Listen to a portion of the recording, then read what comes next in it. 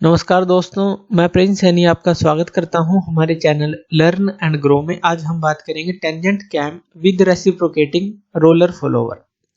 अब ये जो इस तरह की कैम है जिसके अंदर स्पेसिफाइड हमारे पास शेप होती है, जैसे हमने ये टेंजेंट कैम बोला, ये हम डिस्कस क्यों कर रहे हैं? क्योंकि इससे पहले हम काफ़ी कैम प्रोफाइल डिस्कस कर चुके हैं जिसके अंदर हमने देखा था कि अलग अलग तरह के फ्लोवर यूज़ किए थे, जैसे roller flower, knife edge flower, flat flower, और वहां पर हम कैम प्रोफाइल बनाते थे।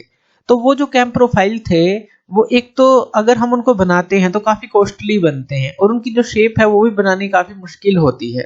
तो इसीलिए कुछ कैम्स होती हैं विद स्पेसिफाइड जो शेप होती हैं, जैसे टेंजेंट कैम हो गई, तो वो हम चूज करते हैं ताकि फॉलोवर को हम एक डेफिनेट मोशन दे सकें।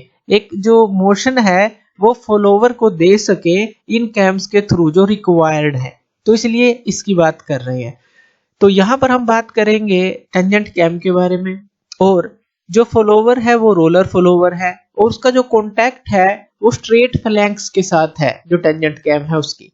तो पहले तो टेंजेंट कैम को जान लेते हैं किस तरह की होती है। तो यहाँ पर हमारे पास एक बेस सर्कल होता है, तो ये बेस सर्कल हो गया, और एक हमारे पास नोज सर्कल होता है, तो यहाँ पर हम हाफ नोज सर्कल ये मान लेते हैं, या कहें कि इनको अगर हम नाम दें तो ये हो गई नोज अगर टेंजेंट कैम की बात करें, और ये जो है ये हमारा है बेस सर्कल, तो इसको हम बोल देते हैं कि ये हो गया बेस सर्कल। तो ये हो गए। अगर हम इन दोनों को मिलाते हैं और टेंजेंट से मिलाते हैं, ये जो बेस सर्कल है इसके टेंजेंट लें और इसका टेंजेंट लें और इन दोनों को मिला दें, तो ये हमारे बनते हैं टेंजेंट्स। जैसे इस पॉइंट को हम मान लीजिए ई मान लें, इसी तरह से इस पॉइंट को हम जी मान लें, तो ये जो है एक टेंजेंट है ई जी, और ई जी जो है इसको हम बोलते हैं फ्लैंक, तो इसको नाम क्या दिया जाता है? फ्लैंक। इसी तरह से इस तरफ भी ये जो टेंजेंट है, मान लीजिए आप इसको पॉइंट को पी मान लेते हैं, इस पॉइंट को आप क्यू मान लें, तो ये भी क्या है यहाँ पर? ये भी फ्लैंक है। ये फ्लैंक है क्या? इसका टेंजेंट इस सर्कल का, और इस नोज जो सर्कल था, ये जो हमने हाफ सर्कल लिया है, इन दोनों का टेंजेंट। और जो इस तरह की कैम्स होती हैं ये कहां पर यूज की जाती हैं? इंटरनल कंबशन इंजन में आपने देखी होंगी, वहां पर ये यूज की जाती हैं, जो इनलेट और जो एग्जॉस्ट वाल्व है उनको ऑपरेट करने के लिए। तो चलिए अब इसके लिए हम कुछ एक्सप्रेशन को डराइव करेंगे, और इसके अंदर हम दो केसेस लेंगे। पहला जो केस है, जब जो रोलर फॉलोवर है यानी कि जो रोलर है वो कॉन्टैक्ट में है स्ट्रेट फ्लैंक्स के साथ। अब स्ट्रेट फ्लैंक हमारी ये है, एक तो ईजी हमने ली और एक पी क्यू हमने ली, तो इनके साथ सिर्फ कॉन्टैक्ट की बात करेंगे अभी, सिर्फ स्ट्रेट फ्लैंक्स के साथ।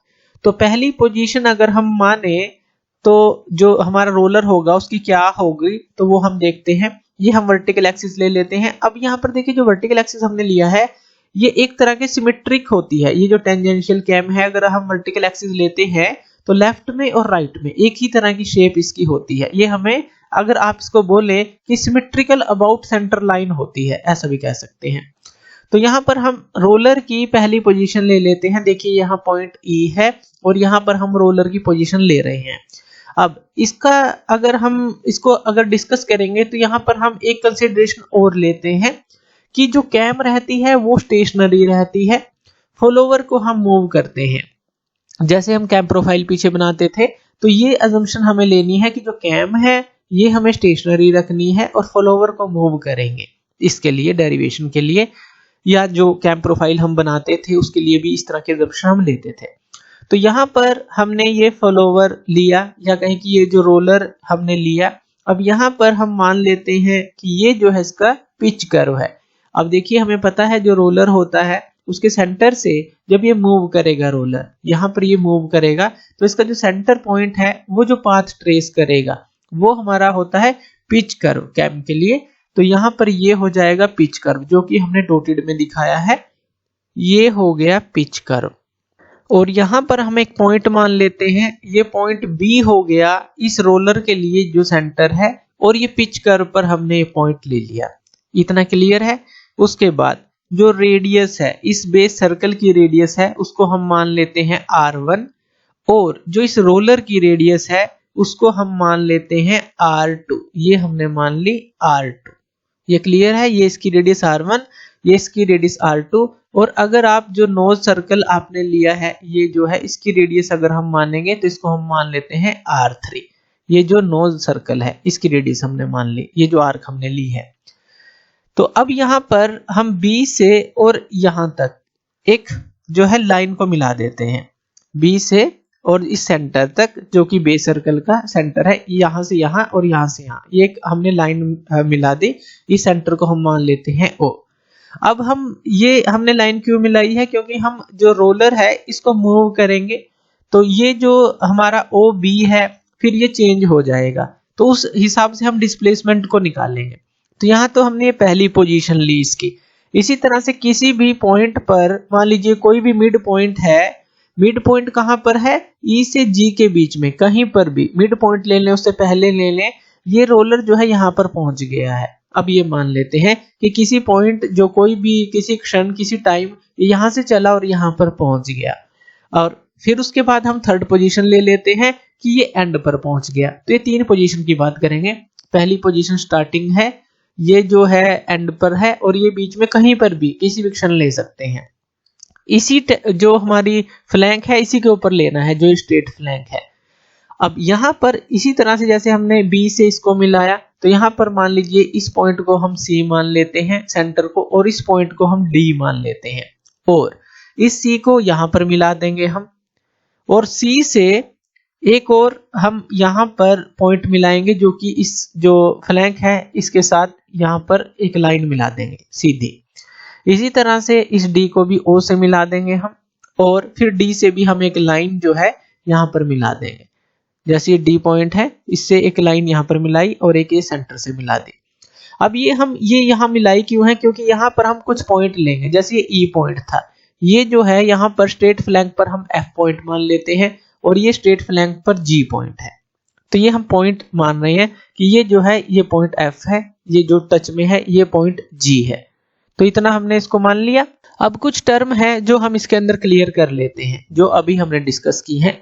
R1 जो है radius of the base circle है, ये R2 क्या है, रेडियस ऑफ द रोलर है, ये R3 क्या है, रेडियस ऑफ द नोज है, ये जो हमने ली। ओमेगा क्या है, angular velocity of the cam है। Alpha semi angle of action है। अब ये अल्फा है क्या, सेमी एंगल ऑफ एक्शन, यानी कि हम हाफ फिगर की बात करें, जैसे ये वर्टिकल एक्सिस है इसे लेफ्ट की बात करें तो जो स्टार्टिंग पोजीशन है ये और यहाँ तक का पूरा जो मिडल एक्सिस तक का ये जो एंगल है ये अल्फा है। तो इसलिए इसको सेमी एंगल ऑफ एक्शन बोला, क्योंकि आधे एंगल की बात की है हमने। पूरा एक्शन तो कब होगा, जब ये यहाँ से यहाँ जाएगा और फिर से यहाँ जाएगा। तो इसलिए सेमी एंगल बोला, आधा एंगल बोला, अल्फा। एंगल ऑफ एक्शन भी बोला क्योंकि यहाँ पर जो फॉलोवर है वो मूव करेगा। तो अल्फा हमने ये मान लिया सेमी एंगल ऑफ एक्शन। और थीटा, थीटा हो गया angle turn by the cam from the beginning at any point. किसी भी पॉइंट पर आप ले सकते हैं, जैसे कि यहां से चला और यहां पर पहुंचा, ये बी से पॉइंट यहां पर सी पर हम लगा ले तो ये हमारा यहां से यहां तक चला, ये जो है इसको हम एंगल मान लेते हैं थीटा। तो थीटा हमने कोई भी जो एंगल मान लिया, किसी भी क्षण मान लिया, तो ये थीटा हो गया। इसी तरह से ये स्टार्टिंग पोजीशन से एंड पोजीशन तक, ये जो है जी पॉइंट तक अगर हम बात करें, ये यहां से यहां गया, तो यहां से यहां तक जो एंगल हमारे पास होगा, ये पूरा जो एंगल है, तो वो हम क्या एंगल मानेंगे, वो एंगल हम मानेंगे फाई। ये हो गया फाई। ध्यान दीजिएगा, अल्फा एंगल तो यहां तक है मिड एक्सिस तक, थीटा एंगल यहां तक है जो हमने मिड, ये जो कोई भी पोजीशन ली इसकी, और ये जो एंड पोजीशन है यहां से यहां तक हमारा फाई है, तो यहां से यहां तक फाई है। तो ये सारी चीजें हमारी क्लियर होनी चाहिए, तभी डेरिवेशन हम कर पाएंगे। चलिए अब डिस्प्लेसमेंट को निकालते हैं। जो ये रोलर है, ये मान लीजिए फर्स्ट पोजीशन है इसकी, और ये सेकंड पोजीशन पर पहुंचा है। अब इसका सेंटर बी था, तो यहाँ सेंटर सी पर ये आ गया है, तो ये जो डिस्प्लेसमेंट इसने लिया है ये कितना होगा, तो इसको हम x मान लेते हैं। तो x जो होगा हमारे पास वो क्या हो जाएगा, OC माइनस OB, ये हो जाएगा, यानी कि ये O से C तक और माइनस O से B तक घटा दें तो ये हमारे पास डिस्प्लेसमेंट आ जाएगा। तो OC माइनस OB ये होगा। अब यहाँ पर देखिए OC की वैल्यू को निकाल लेते हैं, OC की वैल्यू को। अब ये OBC हमारे पास एक ट्रायंगल बन जाती है, और इसके बीच का एंगल कितना है, थीटा एंगल है, हमें पता है इसके बीच का एंगल हमने थीटा लिया था। तो ओ सी की वैल्यू हमारे पास क्या आ जाएगी, यहाँ से ओ सी की वैल्यू ये आ जाएगी हमारे पास O B divide by cos theta, क्योंकि यहाँ से आप कोस थीटा निकालेंगे तो वो हमारे पास क्या बनेगा, आधार बटे कर्ण, यही होता है, यानी कि बेस बाय हाइपोटेन्यूज। तो यहाँ पर जो बेस है यानी कि जो कोस थीटा की बात करें हम, तो वो क्या आएगा, यहाँ पर ओ बी बाय ओ सी आएगा, और यहीं से हमने ओ सी की वैल्यू को निकाल लेना है। तो इस तरह से हमने ओ सी की वैल्यू फाइंड आउट की है, तो ये आ जाएगी O B by cos theta. तो उसकी वैल्यू को यहाँ पर हमें पुट कर देना है, तो यहाँ पर हम वैल्यू पुट करेंगे, ओ सी की जगह O B by cos theta put कर देंगे, यहाँ पर माइनस ओ बी तो है ही हमारे पास। अब यहाँ पर अगर आप ओ बी को कॉमन ले लेते हैं, ओ बी को कॉमन ले लें, तो यहाँ पर ये क्या आ जाएगा हमारे पास 1 बाय कोस थीटा माइनस 1, यही आएगा। और फर्दर इसको सोल्व करेंगे, ये कोस थीटा उस तरफ मल्टीप्लाई होगा, ये क्या आ जाएगा 1 माइनस कोस थीटा, डिवाइड में भी आ जाएगा हमारे पास कोस थीटा, और बाहर ये क्या आ जाएगा हमारे पास ओ बी। अब यहाँ पर देखिए जो ओ बी है वो कितने के बराबर है, ये जो ओ से बी तक, ये रेडियस r1 है जो बेस सर्कल की रेडियस है, और r2 है जो रोलर की रेडियस है, यानी कि OB की जो वैल्यू है वो क्या आ जाएगी हमारे पास r1 प्लस r2। तो ये वैल्यू आप OB की पुट कर सकते हैं यहाँ पर। तो OB की जगह जब आप वैल्यू पुट करेंगे r1 प्लस r2, और ये जो रिलेशन है इस तरह से बन जाएगी अब 1 माइनस कोस थीटा और डिवाइड में कोस थीटा, ये डिवाइड में कोस थीटा। तो ये रिलेशन हमारे पास बनती है ये x के लिए, जो कि डिस्प्लेसमेंट हमारा आया है इस सेकंड पोजीशन के लिए, फर्स्ट से ये सेकंड पोजीशन पर गया। अब ये तो डिस्प्लेसमेंट आया है, अगर आपको वेलोसिटी निकालनी हो तो वेलोसिटी आप कैसे निकालेंगे। अब वेलोसिटी का फॉर्मूला हमारे पास क्या होता है, dx बाई dt, यही फॉर्मूला होता है dx बाई dt, यानी कि इसका हमें डिफरेंशिएशन करना पड़ेगा। ये जो रिलेशन है तो ये याद रखनी है, इसका हम डिफरेंशिएशन करेंगे और ये फॉर्मूला हम लगाएंगे। लेकिन एक और चीज यहाँ पर ध्यान रखनी है, ये तो हमारा पास एंगल की टर्म में हमें लेना है, तो यहाँ पर अगर v की वैल्यू को रखेंगे तो वो क्या आ जाएगी हमारे पास, अगर हम इसको d थीटा से ही डिवाइड कर दें, d थीटा से ही मल्टीप्लाई कर दें, कोई फर्क नहीं पड़ेगा, लेकिन जो वेलोसिटी है dx बाई डी थीटा आ जाएगी और d थीटा बाई dt आ जाएगी, क्योंकि हमें एंगल की टर्म में हम इसको लेंगे वेलोसिटी को, तो इसलिए इसको d थीटा से डिवाइड किया, d थीटा से मल्टीप्लाई कर दिया। तो वेलोसिटी का फॉर्मूला ये जो है हम अब लेंगे और यहाँ पर इसको सोल्व करेंगे। तो चलिए इसको सोल्व करते हैं। तो यहाँ पर हम इसको सोल्व कर लेते हैं, x की वैल्यू हमने ये निकाली थी। तो अब देखिए यहाँ पर अगर हम ओमेगा की बात करें, ओमेगा हमारे पास क्या होता है, ओमेगा होता है d थीटा बाई dt, ये भी हम पहले डिस्कस कर चुके हैं, तो ओमेगा का फॉर्मूला भी याद रखना है। तो ये तो हमारी टर्म जो है, ये जो टर्म है ये तो बन जाएगी ओमेगा। यहाँ dx बाई डी थीटा अब हमें करना है, x की वैल्यू ये है, यानी कि इसको डिफरेंशिएशन करना है विद रिस्पेक्ट टू थीटा। तो यहाँ पर इसको हम डिफरेंशिएशन जब करेंगे तो ये हमारे पास क्या आ जाएगा, यहाँ पर कोशिएंट रूल का यूज करेंगे, ये ध्यान रखना है, क्योंकि यहाँ पर 1 माइनस कोस थीटा डिवाइड में कोस थीटा है। तो कोशिएंट रूल को हम ऐसे समझ सकते हैं, जैसे मान लीजिए हमें डिफरेंशिएशन करना है, जो हमारा dx बाई डी थीटा था, तो x हमारे पास क्या था, यहाँ पर मान लेते हैं हमें दिया गया है 1 माइनस कोस थीटा डिवाइड में कोस थीटा, तो ये दिया गया है, इसी का डिफरेंशिएशन मान लीजिए आपको करना है। तो किस तरह से करेंगे कोशिएंट रूल से, वो हम देख रहे हैं। पहले तो हम इसको सिंपल कर लेंगे, सिंपल कैसे, जैसे 1 बाई कोस थीटा है तो इसको अलग से लिख लेंगे, और माइनस ये cos theta by cos theta अलग से लिख लेंगे। तो हम इसको सिंपल कर रहे हैं अभी, तो ये हमने लिख लेना है, बाहर क्या है d बाई डी थीटा, ये करना है। तो उसके बाद इसका डिफरेंशिएशन करना है, मतलब तो ये क्या आ जाएगा d बाई डी थीटा, और यहाँ पर ये क्या आ जाएगा 1 बाई कोस थीटा, ये तो ऐसे ही रहेगा, और यहाँ पर ये क्या आ जाएगा, कोस थीटा से कोस थीटा कट आउट हो जाएगा, तो ये आ जाएगा माइनस का 1। अब यहाँ पर देखिए जब हम डिफरेंशिएशन करेंगे तो d बाई डी थीटा, तो 1 का तो हमारा ये कांस्टेंट है, 0 रह जाएगा, तो हमारे पास क्या बचा, सिर्फ 1 बाई कोस थीटा, ये हमारे पास बच जाता है सिर्फ। तो इसका डिफरेंशिएशन हमें करना है।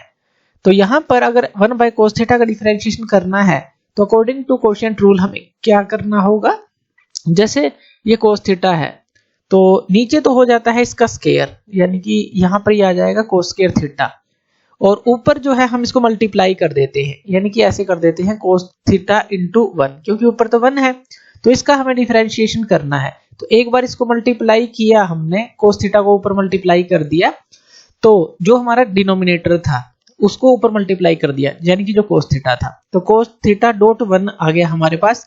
तो डॉट वन का मतलब है कि जो डिफरेंशिएशन रहेगा वो इसका रहेगा, पहले डी बाई डी थीटा इसका डिफरेंशिएशन, फिर माइनस जो हमारा वन है बाहर आ जाएगा, डी बाई डी थीटा और कोस थीटा का डिफरेंशिएशन हो जाएगा। ध्यान से समझिए, कोस थीटा हमने मल्टीप्लाई किया यानी कि वन का डिफरेंशिएशन कर देंगे, फिर माइनस वन को बाहर रख लेंगे और कोस थीटा का डिफरेंशिएशन कर देंगे, और यहाँ पर जो डिफरेंशिएशन है वन का वो तो आ जाएगा जीरो, तो ये टर्म हो गई हमारी जीरो, और यहाँ पर ये आ गई जीरो टर्म, और यहाँ पर ये हमारा क्या बना, अब देखिए वन जो है हमारे पास माइनस का, और कोस थीटा का डिफरेंशिएशन क्या हो जाएगा, माइनस का साइन थीटा, यही आ जाएगा, और डिवाइड में क्या है हमारे पास कोस स्क्वायर थीटा, ये आ गया। अब यहाँ माइनस है, यहाँ माइनस है, तो यहाँ पर ये आ जाएगा प्लस का साइन थीटा, और डिवाइड में क्या आ जाएगा हमारे पास कोस स्क्वायर थीटा, यही वैल्यू तो हमने वहां पर लिखी है। तो ये जो है हमारा कोशेंट रूल होता है जिसको हम इस तरह से सोल्व करते हैं, और यहाँ पर D theta by D T है इसके मल्टीप्लाई में, तो ये क्या हो जाएगा हमारे पास ओमेगा।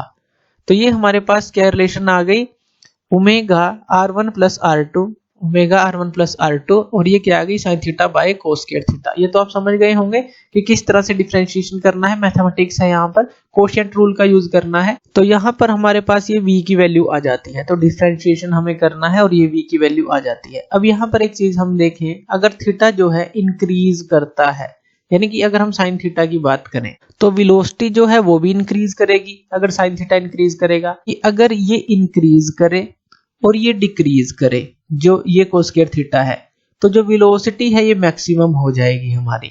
लेकिन अगर कोस स्क्वायर थीटा इंक्रीज करेगा तो ये चीज जो है हमारी डिक्रीज कर जाएगी, क्योंकि डिवाइड में है, तो इसलिए इसको डिक्रीज होना पड़ेगा, इसको इंक्रीज होना पड़ेगा, तभी वेलोसिटी जो है हमें मैक्सिमम मिलेगी।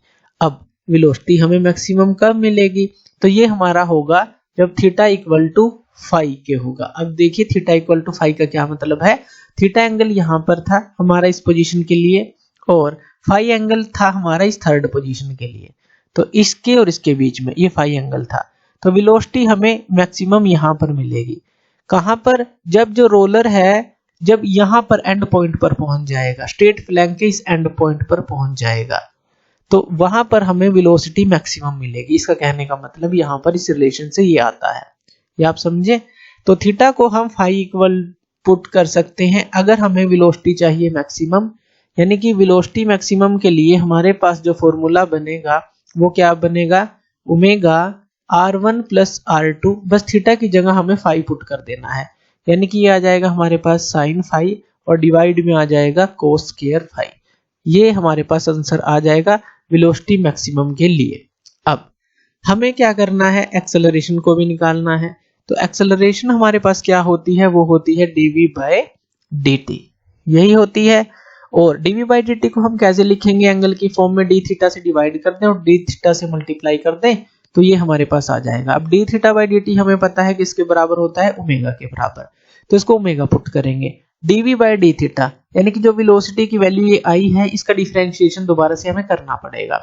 तो यहाँ पर हम डिफरेंशिएशन कर देते हैं, कोशेंट रूल का ही यूज करेंगे, तो वो आप देख सकते हैं जो कोशेंट रूल होता है। अब यहाँ साइन थीटा है, डिवाइड में कोस स्क्वायर थीटा है, इसको ऊपर मल्टीप्लाई करेंगे तो ये आ जाएगा हमारे पास कोस स्क्वायर थीटा, यही आएगा, और जो साइन थीटा है इसका डिफरेंशिएशन करेंगे वो क्या आ जाएगा, कोस थीटा, तो cos square theta into cos theta आ गया। यही है, इस रिलेशन को ले रहे हैं dv बाय डी थीटा के लिए, ये आ गया। इसी तरह से माइनस जो है हमारे पास यहाँ पर आ जाएगा साइन थीटा आ जाएगा, और जो कोस स्क्वायर थीटा है अब इसका डिफरेंशिएशन करेंगे तो ये क्या आ जाएगा, 2 कोस थीटा, और कोस थीटा का करेंगे वो क्या आ जाएगा, माइनस का साइन थीटा। तो इस तरह से डिफरेंशिएशन हम कर देंगे। तो डिवाइड में हमारे पास अब क्या आ जाएगा, यहाँ पर कोस स्क्वायर थीटा था तो नीचे जो है कोस 4 थीटा आ जाएगा, अब कोस की 4 थीटा ये हमारे पास आ गया, और D theta by D T इसके मल्टीप्लाई में था, यानी कि ओमेगा यहाँ पर आ गया। तो ये ओमेगा है और ये भी ओमेगा है, तो यहाँ पर दोनों मल्टीप्लाई होंगे तो ये क्या आ जाएगा ओमेगा स्क्वायर, और यहाँ पे ये क्या आ जाएगा r1 प्लस r2 आ जाएगा। और फर्दर जो ब्रैकेट में हम सोल्व करेंगे तो ये हमारे पास क्या आ जाएगा, अब देखिए ये जो कोस स्क्वायर थीटा है, ये कोस स्क्वायर थीटा हमने लिख लिया। अब यहाँ पर ये जो कोस थीटा है यहाँ पर हम लिख सकते हैं +2 साइन स्क्वायर थीटा, यहाँ पर ध्यान से देखिएगा, इसको 2 साइन स्क्वायर थीटा लिखा। ये जो कोस थीटा था ये हमने कॉमन ले लिया, ये cos थीटा और cos थीटा, और नीचे cos का 4 थीटा था तो उससे वो कैंसिल आउट हो जाएगा, तो नीचे आ जाएगा cos का क्यूब थीटा। तो cos थीटा हमने दोनों में से कॉमन निकाला तो यहाँ cos स्क्वायर थीटा बचा प्लस 2, क्योंकि ये माइनस था ये माइनस था तो प्लस 2 sin स्क्वायर थीटा बन गया, और नीचे आ गया cos का क्यूब थीटा, ये हमारे पास आ गया। अब फर्दर हम इसको सॉल्व कर सकते हैं, तो ये टर्म तो हमें इस तरह ही लिख लेनी है, ये जो बाहर वाली टर्म है। अब यहाँ पर देखिए जो sin स्क्वायर थीटा है इसको हम क्या लिख सकते हैं, 1 माइनस cos स्क्वायर थीटा, तो यहाँ पर हम इसको लिख लेते हैं, ये तो हो गया cos स्क्वायर थीटा, प्लस यहाँ पर 2, इसको हम लिख लेते हैं 1 माइनस cos स्क्वायर थीटा, तो ये हमने लिख लिया 1 माइनस cos स्क्वायर थीटा, और डिवाइड में हमारे पास क्या आ गया, cos का क्यूब थीटा, ये आ गया। तो ये रिलेशन हमारे पास बनी, ये जो है हम यहाँ पर लिख लेंगे। अब फर्दर देखिए ये 2 को अंदर मल्टीप्लाई कर देंगे, 2 हो गया, और ये माइनस 2 cos स्क्वायर थीटा, यहाँ प्लस का cos स्क्वायर थीटा है, तो यहाँ पर हमारे पास ये जो रिलेशन है ये क्या आ जाएगी, ये रिलेशन तो हमें बाहर ऐसे रखनी है, यानी कि ये जो है ओमेगा स्क्वायर है और r1 प्लस r2 है। अब ब्रैकेट में हमारे पास क्या आ जाएगा, ये 2 बचेगा जब इसको अंदर मल्टीप्लाई करेंगे, और माइनस में ये माइनस का 2 cos स्क्वायर थीटा और प्लस का cos स्क्वायर थीटा, तो यहाँ पर हमारे पास ये क्या आ जाएगा, cos स्क्वायर थीटा आ जाएगा, ये आ जाएगा, और डिवाइड में इसके क्या है हमारे पास cos का क्यूब का थीटा, तो यहाँ पर cos क्यूब थीटा ये हमारे पास आ जाएगा, cos का क्यूब थीटा। तो ये रिलेशन जो है हमारे पास बन जाती है, ये रिलेशन बन जाती है किसके लिए, एक्सेलरेशन के लिए बन जाती है। अब यहाँ पर देखिए इस रिलेशन से अगर हम देखें, अगर ये जो चीज है, ये जो चीज है, ये जो हमने ली है, अगर ये मिनिमम होगी, अगर ये मिनिमम होगी तो एक्सेलरेशन मिनिमम होगी, और अगर ये मैक्सिमम होगी तो एक्सेलरेशन मैक्सिमम होगी, अगर क्योंकि ये तो चीज हमारी कांस्टेंट रह गई। अब ये जो है इसके ऊपर डिपेंड करती है एक्सेलरेशन, ये मिनिमम होगी तो एक्सेलरेशन मिनिमम, और ये मैक्सिमम होगी तो एक्सेलरेशन मैक्सिमम। और ये मिनिमम कब होगी, अगर इस रिलेशन को अगर हम देखें तो मिनिमम कब होगी, अगर 2 माइनस cos स्क्वायर थीटा हमारी मिनिमम हो और cos क्यूब का थीटा जो है ये मैक्सिमम हो, ये बढ़े और ये घटे, तो यानी कि ये जो पूरी टर्म है हमारी ये छोटी हो जाए, तभी तो एक्सेलरेशन मिनिमम होगी। तो ये होगी कब, जब थीटा हमारा 0 डिग्री होगा, क्योंकि cos जो 0 होगा तभी तो वो हमारा 1 होगा, क्योंकि थीटा 0 1 होगा।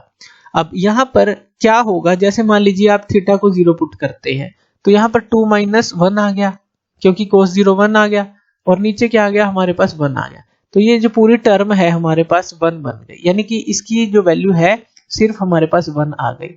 तो एक्सेलरेशन की वैल्यू हमारे पास क्या आ गई, omega square r1 plus r2, ये हमारे पास आ गई जब हमने थीटा को 0 डिग्री पुट किया, और ये क्या है, मिनिमम के लिए वैल्यू है जो हमने बात की मिनिमम के लिए। और मैक्सिमम एक्सेलरेशन के लिए क्या होगा, अगर हम थीटा को फाई के इक्वल टू पुट कर देते हैं तो मैक्सिमम एक्सेलरेशन के लिए हमारा जहां पर थीटा है वहां पर फाई आ जाएगा बस।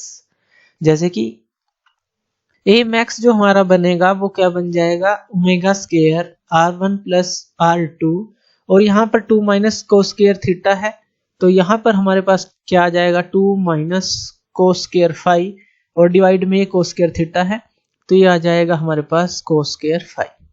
तो थीटा इक्वल टू फाई जो है ए मैक्स के लिए ये रिलेशन हमारे पास बनता है। ए मैक्स का क्या मतलब है हमारा, थीटा इक्वल टू फाई का, कि ये जो है वेलोसिटी यहाँ पर मैक्सिमम थी, एक्सेलरेशन भी यहाँ पर मैक्सिमम होगी, तो थीटा इक्वल टू फाई का ये मतलब है जो हमने ये रिलेशन यहाँ पर निकाली है।